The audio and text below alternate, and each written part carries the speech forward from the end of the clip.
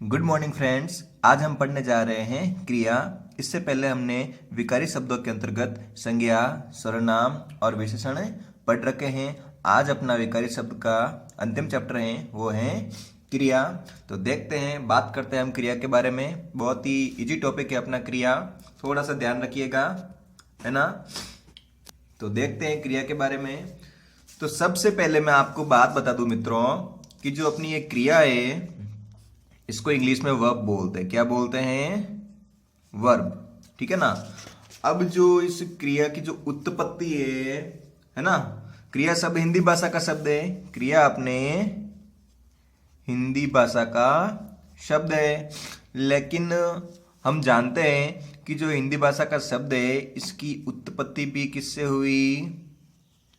संस्कृत भाषा से। आप जानते हैं बिल्कुल, क्योंकि आपने तत्सम तद्भव पढ़ रखे होंगे। तत्सम तद्भव के अंतर्गत मैंने बताया था आपको कि जो हिंदी भाषा की उत्पत्ति है वो संस्कृत भाषा से कैसे हुई थी, सब कुछ बताया हुआ है। तो कहने का मतलब यह है कि जो अपनी जो क्रिया है वह भी संस्कृत भाषा से ही निकल कर आई है। अपनी जो क्रिया है वह भी संस्कृत भाषा से ही निकल कर आई है, अर्थात जो हिंदी की उत्पत्ति है वो भी इसी से हुई। आपने पढ़ा होगा कि जो संस्कृत है वो पाली, प्राकृत, अपभ्रंश आदि भाषाओं से होते हुए फिर हिंदी में पहुंची है, हिंदी आई है ना।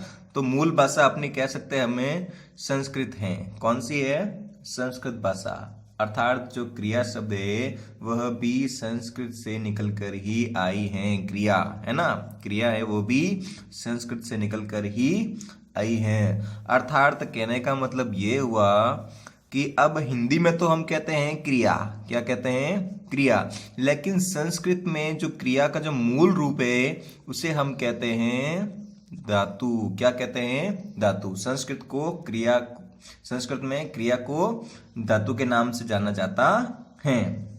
अब आपको एक छोटी सी चीज बता रहा हूं दोस्तों, देखना कि जो ये धातु है, अब इस धातु को क्रिया बनाने के लिए क्या करना पड़ेगा? इस धातु को क्रिया बनाने के लिए क्या करना पड़ेगा?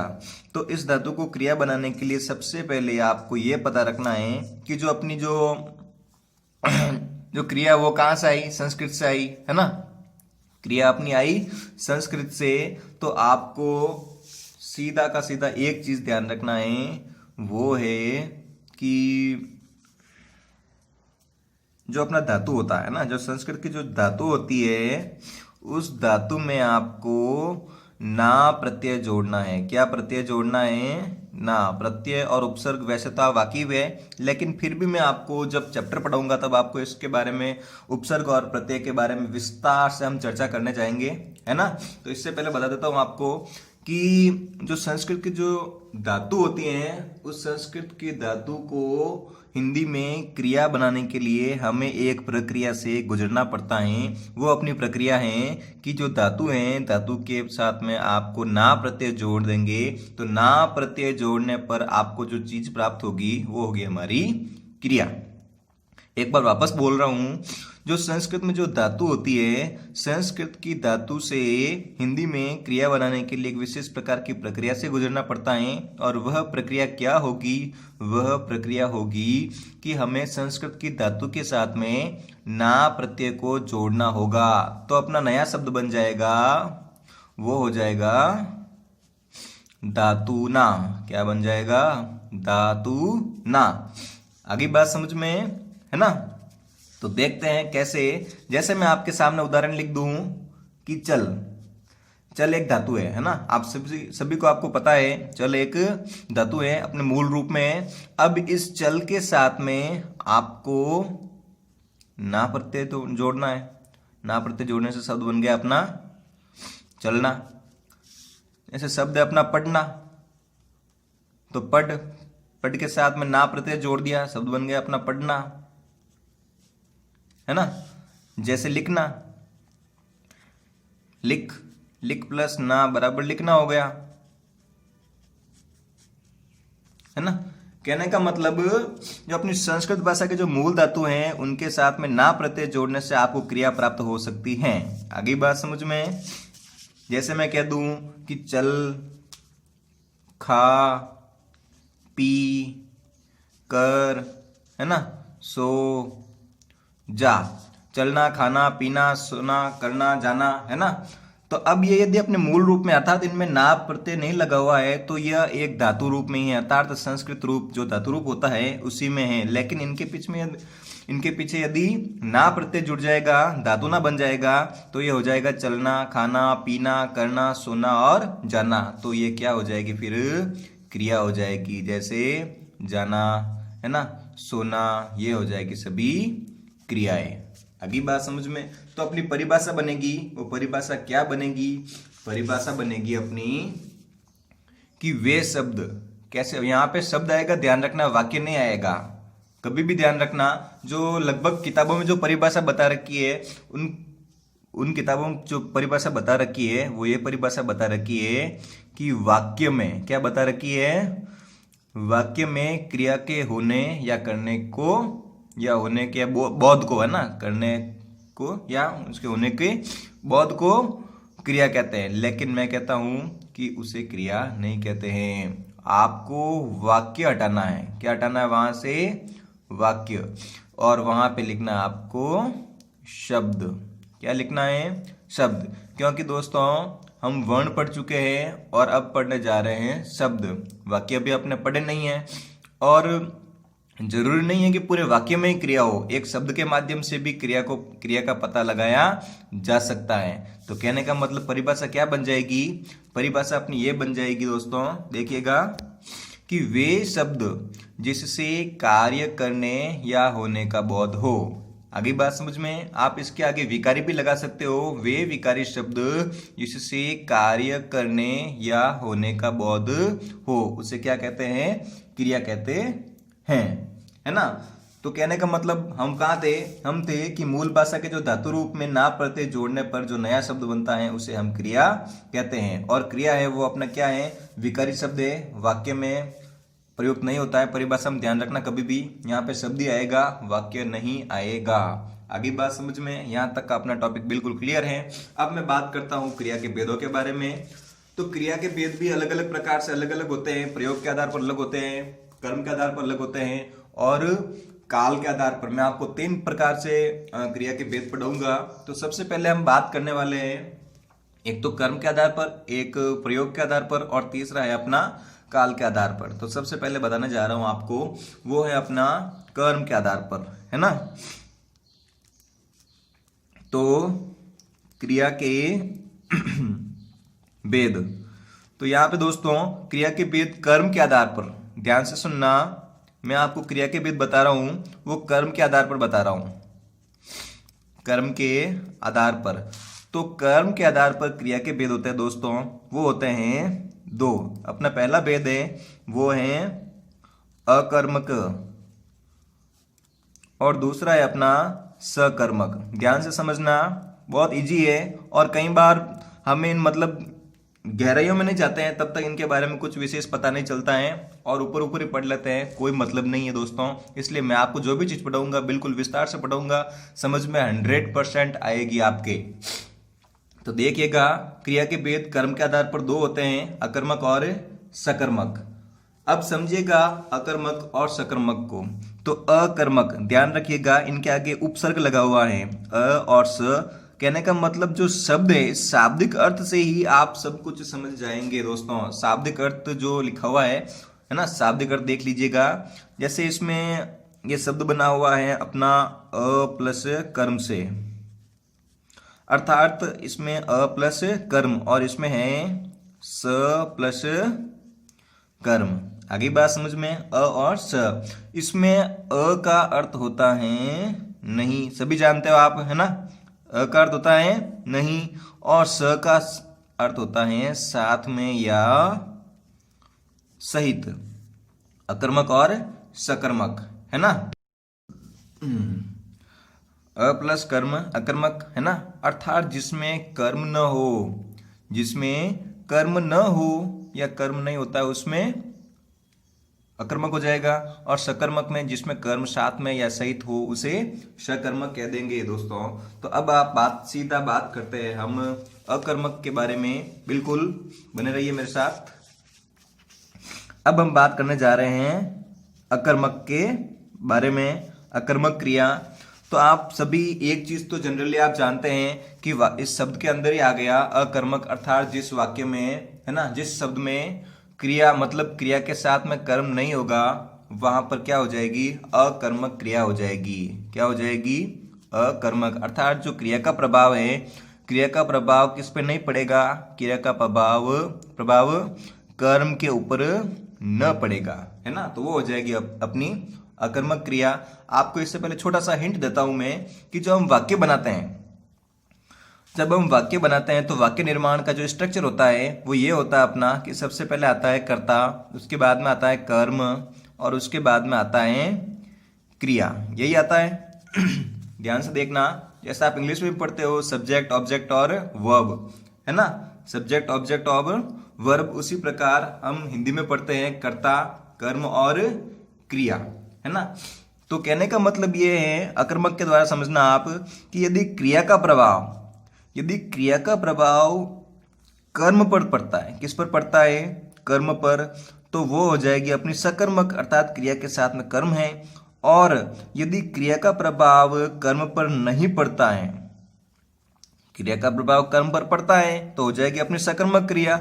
लेकिन यदि क्रिया का प्रभाव कर्म पर नहीं पड़ता है और कर्म वाक्य में होता ही नहीं है, क्या होगा, वाक्य में कर्म होगा ही नहीं और क्रिया का प्रभाव पड़ेगा यदि कर्ता के ऊपर, किसके ऊपर, कर्ता के ऊपर, तो यहाँ पे हो जाएगी अपनी अकर्मक क्रिया। क्या हो जाएगी, अकर्मक क्रिया। कैसे, यदि क्रिया का प्रभाव कर्ता पर पड़ता है, क्रिया का प्रभाव कर्म पर न पड़कर कर्ता पर पड़ता है, तो यहाँ पे हो जाएगी अपनी अकर्मक क्रिया। ध्यान से समझ लेना, क्रिया का प्रभाव कर्म पर पड़ता है तो सकर्मक, क्रिया का प्रभाव कर्म पर न पड़कर कर्ता पर पड़ता है, अर्थात पर वाक्य में कर्म शब्द आएगा ही नहीं, कर्म आएगा ही नहीं, कर्म नहीं आने पर डायरेक्टली प्रभाव क्रिया का कर्ता पर ही पड़ेगा।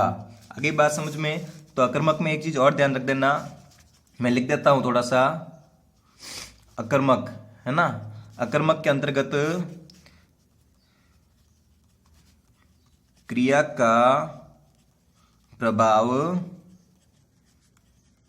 कर्ता पर पड़ता है, एक चीज तो ये कंफर्म है बिल्कुल, क्रिया का प्रभाव कर्ता पर पड़ेगा। और दूसरा है कि क्रिया के साथ कर्म प्रयुक्त नहीं होता है, क्रिया के साथ कर्म प्रयुक्त नहीं होता है। ध्यान रखना दोस्तों, एक तो क्रिया का प्रभाव कर्ता पर पड़ेगा और दूसरा है अपना क्रिया के साथ कर्म प्रयुक्त नहीं होता है। तो देखते हैं अकर्मक के बारे में, मैं कुछ आपको क्रियाओं के उदाहरण बता रहा हूं जो अकर्मक क्रिया के उदाहरण है। जैसे मैं लिख दूं चलना, सोना, उठना, उड़ना, रोना, है ना, नहाना, हंसना, अभी जितनी भी क्रिया है वो सभी अपनी अकर्मक क्रिया ही है। देख लीजिएगा, मैं वाक्य निर्माण करके बता रहा हूं आपको, बिल्कुल ध्यान से देखना, है ना। जैसे मैं लिख दूं कि मोहन चलता है ना, मोहन चलता है। जैसे लिख दिया मैंने राधा सोती है ना, वाक्य में करता है लेकिन कर्म नहीं है ना। जैसे धुआं उठता है ना, धुआं उठता है। जैसे उड़ना से जैसे मैं कह दूं कि चिड़िया उड़ रही है, चिड़िया उड़ रही है ना। बालक सो रहा है, बालक सो रहा है ना। आगे नहाना, जैसे मोहन नहाता है ना। हंसना से जैसे गीता हंसती है ना। ऐसे मोहन चलता है, क्या चलता है कोई, है ना, इसमें कर्म है ही नहीं, देखने का मतलब सिर्फ क्रिया है और क्रिया का जो प्रभाव है वो सीधा कर्ता पर पड़ रहा है। जैसे मोहन चलता है, राधा सोती है, धुआं उठता है, चिड़िया उड़ रही है, बालक सो रहा है ना। अर्थात क्रिया को करने वाला सिर्फ और सिर्फ इसमें कर्ता ही है, अर्थात इसमें क्रिया का सीधा प्रभाव कर्ता पर पड़ रहा है, अर्थात इसमें कर्म प्रयुक्त नहीं हुआ है। कहने का मतलब बिल्कुल आपके समझ में आ गई होंगी कि इन तमाम वाक्यों में कर्म नहीं है, अर्थात ये सभी अकर्मक क्रिया के उदाहरण हैं। तो परिभाषा वापस देख लीजिएगा। अकर्मक क्रिया की परिभाषा क्या बन जाएगी? अकर्मक क्रिया की परिभाषा बन गई आपके सामने उदाहरणों के द्वारा प्रस्तुत है कि जिन वाक्यों में कर्म नहीं होता है, या फिर जिन वाक्यों में ऐसे नहीं बोलकर आप बोल सकते हो सीधे, मैं लिख रहा हूं यहां पे अकर्मक क्रिया परिभाषा ये बन जाएगी कि वाक्य में, या फिर वाक्य नहीं बोलो तो आप डायरेक्टली ऐसे बोल सकते हो कि क्रिया का प्रभाव कर्ता पर पड़ता है, कर्ता पर पड़ता है ना। ये आपकी परिभाषा बिल्कुल शॉर्ट परिभाषा है कि वाक्य में क्रिया का प्रभाव कर्ता पर पड़ता है ना। उसमें अकर्मक क्रिया होती है और सकर्मक। अब पढ़ते हैं हम सकर्मक के बारे में। अकर्मक क्रिया की परिभाषा आपके सामने आ चुकी है कि क्रिया का प्रभाव कर्ता पर पड़ता है, अर्थात किस पर नहीं पड़ता है तो उसमें लिख देना आप कर्म पर क्रिया का प्रभाव नहीं पड़ता है। अब हम बात करने जा रहे हैं वो अपना है सकर्मक क्रिया। बहुत इजी है, बहुत इजी है बिल्कुल। सकर्मक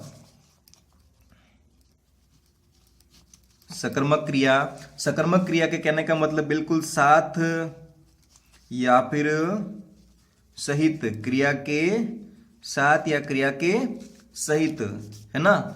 अर्थात कहने का मतलब यह है कि क्रिया का प्रभाव कर्म पर पड़ेगा। जो क्रिया का प्रभाव है दोस्तों, क्रिया का प्रभाव कर्म पर पड़ेगा। आगे बात समझ में, क्रिया का प्रभाव है वो कर्म पर पड़ेगा और क्रिया के साथ में कर्म प्रयुक्त होगा। क्रिया के साथ में कर्म प्रयुक्त होगा, है ना। क्रिया का प्रभाव कर्म पर पड़ेगा और क्रिया के साथ में कर्म प्रयुक्त होगा। आगे बात समझ में, मैं उदाहरणों के द्वारा आपको समझा रहा हूं, बिल्कुल इजी है, फटाफट समझ लेना आप। जैसे कुछ क्रियाएं लिख रहा हूं मैं, जैसे लिखना, पढ़ना, खाना, पीना, देखना, है ना। ये सभी हो गई अपनी क्रियाएं। मैं इनका वाक्य प्रयोग कर रहा हूं, देख लेना। जैसे मैं लिख दूं कि मोहन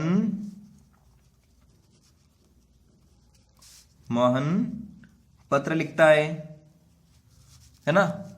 अब इसमें अपनी क्रिया हो गई लिखना, और अपना इस क्रिया को करने वाला बंदा तो हो गया मोहन, है ना। ये कर्ता हो गया मोहन, क्रिया को जो कर रहा है। लेकिन जो क्रिया का प्रभाव है वह कर्ता पर ना पड़कर इस समय कर्म पर पड़ रहा है। किसके ऊपर पड़ रहा है ना। अर्थात मोहन तो लिख तो रहा है, लेकिन क्या चीज लिख रहा है, इस पर क्रिया का प्रभाव कर्ता पर ना पड़कर क्रिया का प्रभाव इस समय कर्म पर पड़ रहा है ना। अर्थात वाक्य में कर्म है, क्रिया के साथ में कर्म है। जैसे उसके बाद में लिख दूं कि राधा पुस्तक पढ़ती है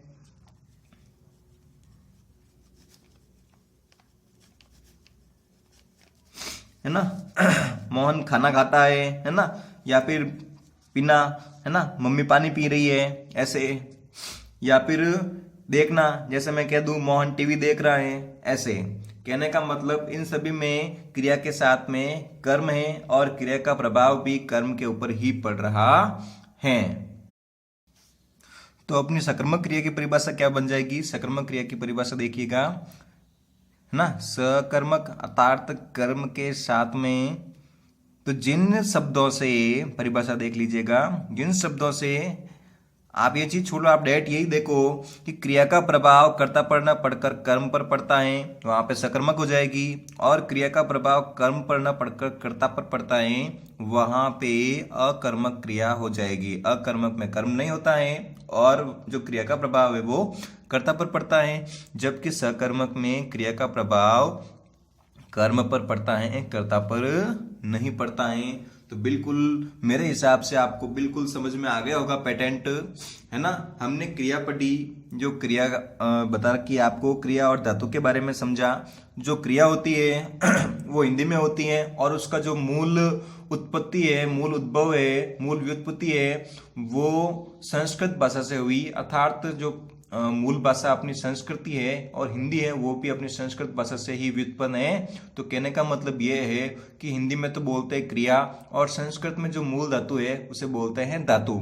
जो संस्कृत की जो धातु है उस धातु को क्रिया बनाने के लिए संस्कृत भाषा की जो धातु है उसको हिंदी में क्रिया बनाने के लिए हमें एक प्रक्रिया से गुजरना पड़ेगा। वो प्रक्रिया है अपनी कि धातु के साथ में हमें ना प्रत्यय लगाना पड़ेगा। ना प्रत्यय लगाने से शब्द बन जाएगा धातु ना, अर्थात कहने का मतलब धातु के साथ में आपको ना प्रत्यय जोड़ना है, उससे अपनी क्रिया बन जाएगी। उसके बाद मैंने बताया आपको क्रिया की परिभाषा। क्रिया की परिभाषा बन जाएगी अपनी कि वे विकारी शब्द जिससे कार्य करने या होने का बोध हो उसे क्रिया कहते हैं। उसके बाद में क्रिया के मैंने आपको दो भेद बताए, वो बताया मैंने आपको कर्म के आधार पर। कर्म के आधार पर क्रिया के होते हैं दो भेद, सकर्मक और अकर्मक। अकर्मक के अंतर्गत जिन वाक्यों में क्रिया के साथ में कर्म न होता है वहां पे अकर्मक होती है, और जिन क्रियाओं के साथ में कर्म होता है वहां पे सकर्मक क्रिया होती है। उसके बाद मैंने आपको उदाहरण सहित परिभाषाएं बताई है कि अकर्मक के अंतर्गत क्रिया का प्रभाव कर्ता पर पड़ता है, अर्थात क्रिया का प्रभाव कर्ता पर पड़ेगा तो किस पर नहीं पड़ेगा, कर्म पर नहीं पड़ेगा। और सकर्मक के अंतर्गत जिन शब्दों से क्रिया का प्रभाव कर्ता पर न पड़कर कर्म पर पड़ेगा वहां पे हो जाएगा अपना सकर्मक क्रिया। ओके दोस्तों, थैंक यू।